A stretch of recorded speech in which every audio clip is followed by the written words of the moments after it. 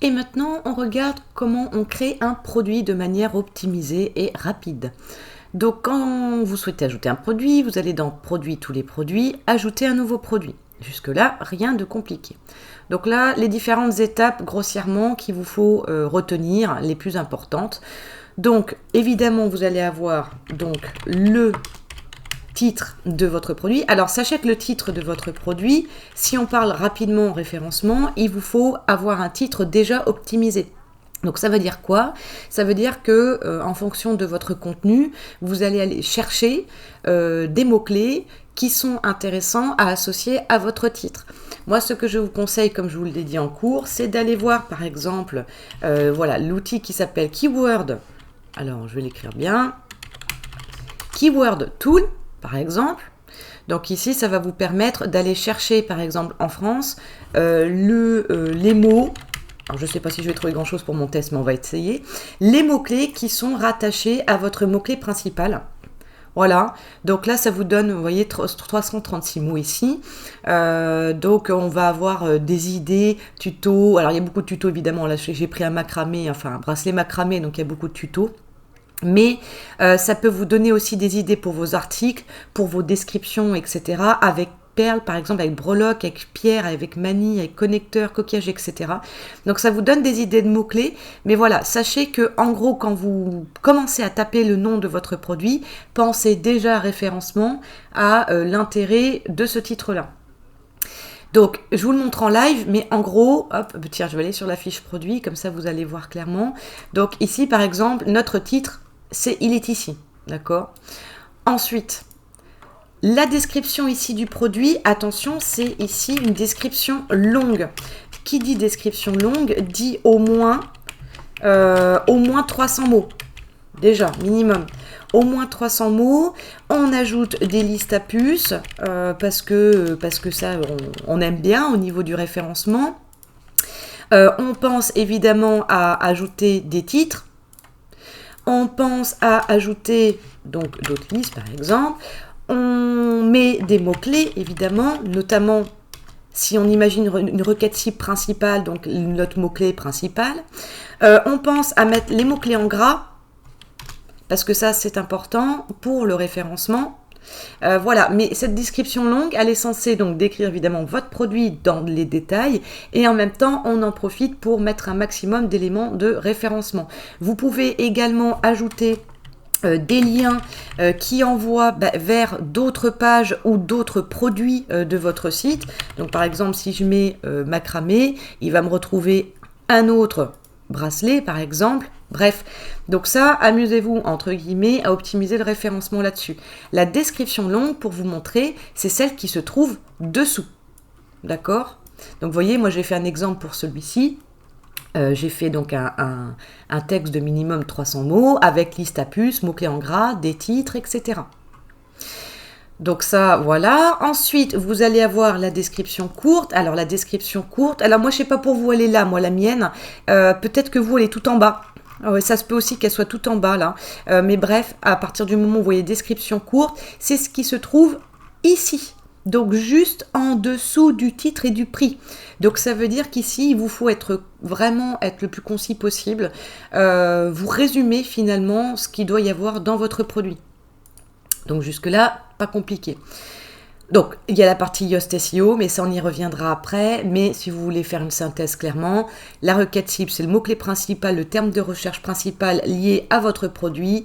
Vous remplissez bien votre titre SEO et la métadescription pour les utilisateurs par rapport à Google, ce que vous voulez montrer de votre produit.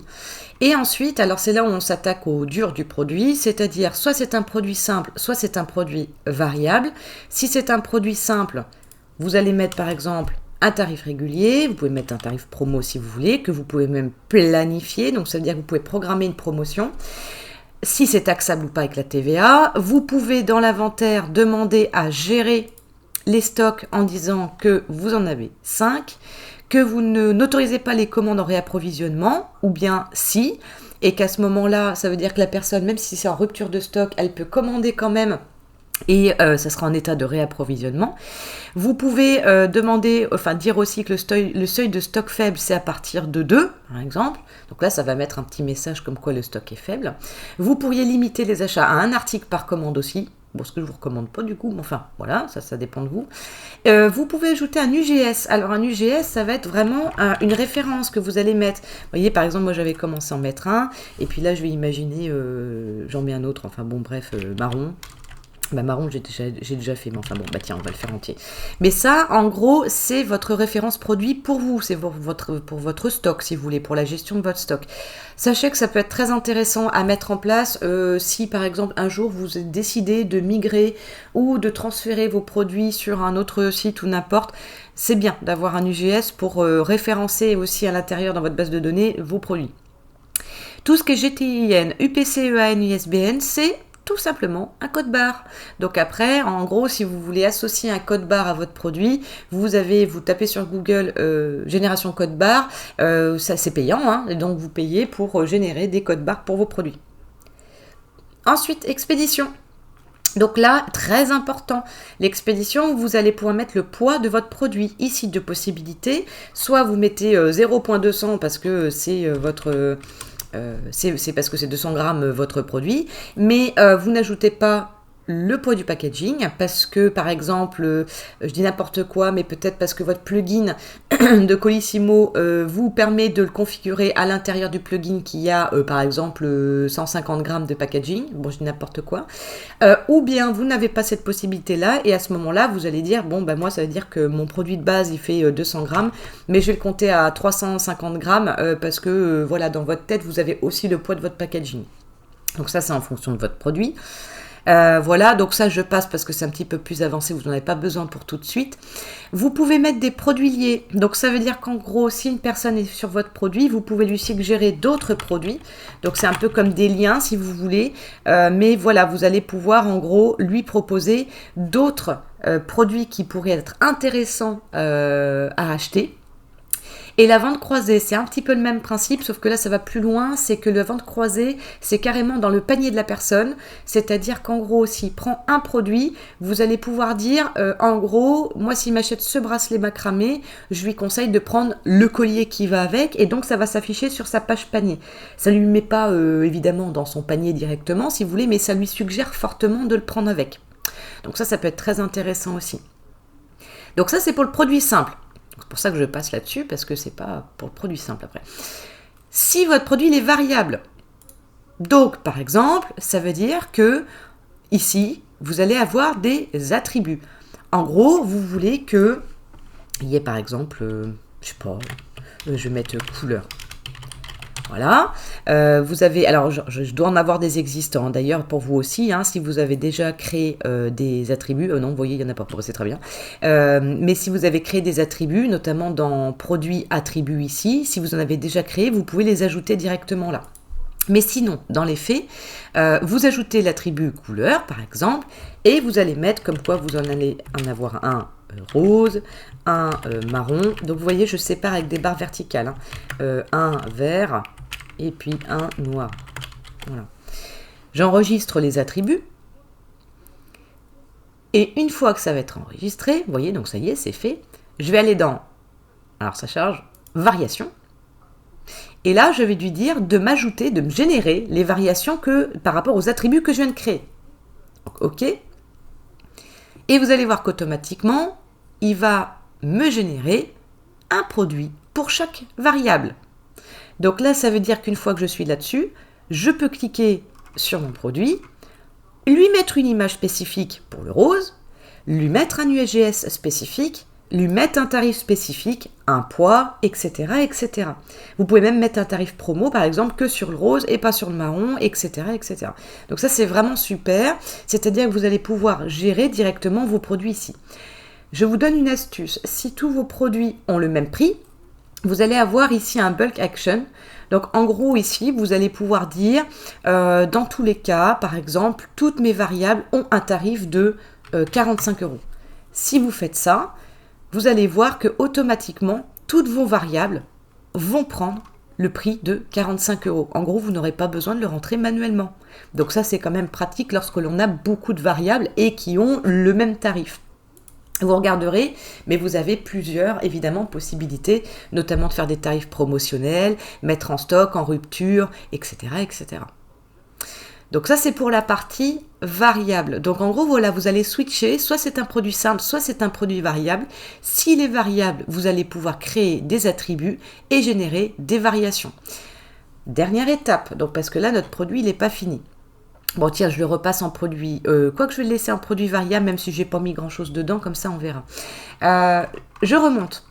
Une fois que tout ça est fait, je n'ai pas fini, puisque avant de publier, bon sachez d'ailleurs vous pouvez l'enregistrer en brouillon, mais avant de le publier, je dois définir mon image produit. Donc ici, bon, je vais reprendre, je ne vais pas être original, je vais reprendre ce qui a déjà été mis. Donc, petit rappel aussi niveau référencement, quand vous mettez votre image produit, on est d'accord, on pense bien à faire en sorte, déjà que votre fichier d'origine sur votre ordinateur porte un bon nom optimisé SEO.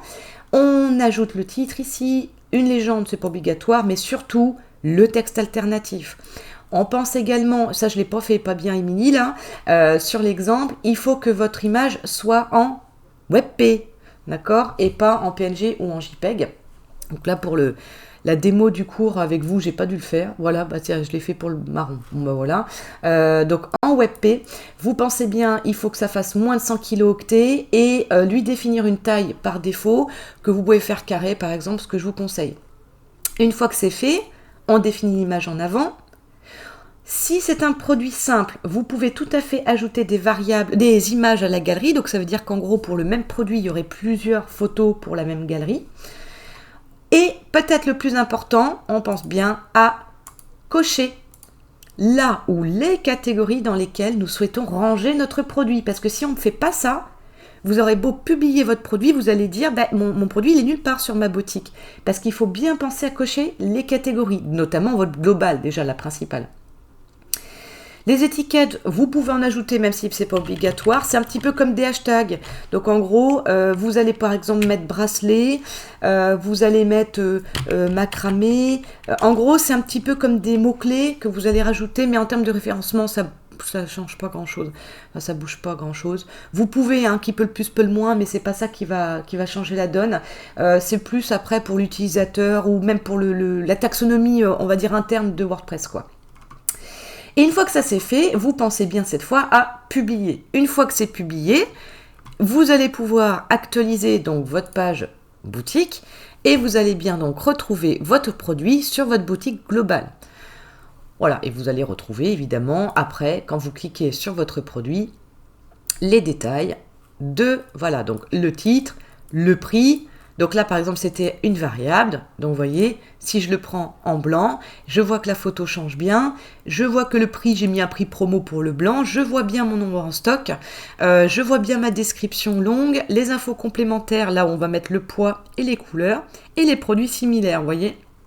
Donc, on a tout ici. Allez, voilà pour cette longue vidéo sur la création de produits.